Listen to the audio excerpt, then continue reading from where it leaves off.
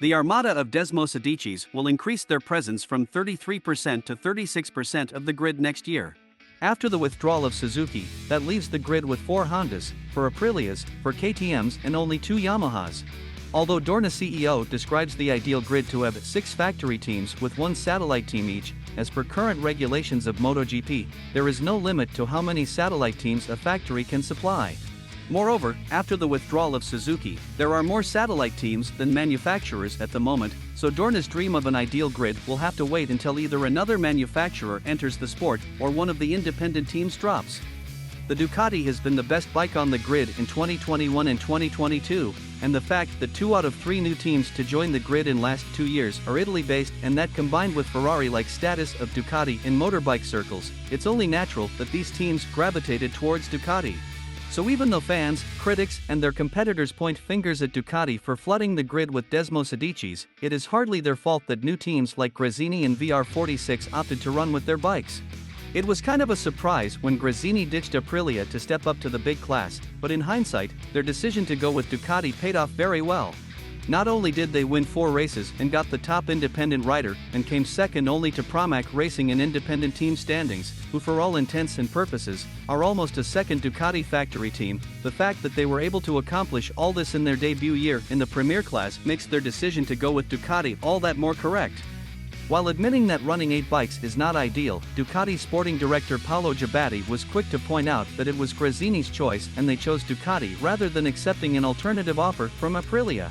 Giabatti said, "I understand that playing with 4 teams is not an ideal situation in the medium to long term, and Aprilia might not have been that attractive a year ago when we settled with Gresini Racing, so we made an agreement for 2 years." On the other hand, Suzuki did not plan a satellite team when we made the agreements with VR46 and Gresini. In the meantime it got even worse, they withdrew as a factory team. I can't say anything about Yamaha. They had a satellite team and lost it. Just like it is safe to assume that LCR will be with Honda pretty much forever, the same can be assumed for Pramac and Ducati. The only possibility of a balancing in the future is if Gresini or VR46 decide to walk away from Ducati. Given Valentino Rossi's affinity towards Yamaha, VR46 running a pair of M1s seems to be a viable future. But VR46 and Ducati have an agreement until 2024, so it's highly unlikely anything would materialize until then.